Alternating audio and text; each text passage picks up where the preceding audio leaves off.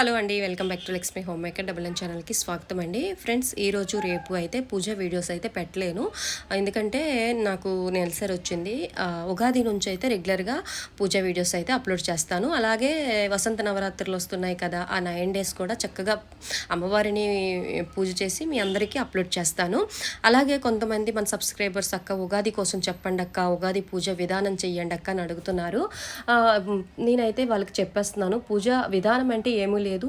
సూర్యోదయానికి ముందే లేచి చక్కగా అభ్యంగ స్నానం చేసుకునేటప్పుడు మాత్రం ఖచ్చితంగా నలుగుపిండి పెట్టుకోండి. ఉగాది రోజు మాత్రం ఖచ్చితంగా నలుగుపిండి పెట్టుకొని మనము నువ్వుల నూనె మన బాడీకి అంతా రాసుకొని నలుగు పెట్టుకొని స్నానం చేయండి పిల్లలతో సహా. అలాగే నిత్య దీపారాధన చేసినప్పుడు ఉగాది రోజు ఖచ్చితంగా మనము దేవుడు మూల పెట్టవలసినవి పసుపు కొమ్ములు కొనండి. ఆ రోజు బెల్లం, కొత్త చింతపండు, కొత్త బెల్లం అండి. అలాగే ఇంకేంటి కళ్ళుప్పండి. ఇవి కొని దేవుడి మూల పెట్టండి. చక్కగా దీపారాధన చేసుకోండి. ఉగాది పచ్చడి చేసుకొని ఉగాది పచ్చడి తిన్న తర్వాత ఏదైనా తినాలన్నమాట. ఇలానే నేను చేస్తానండి.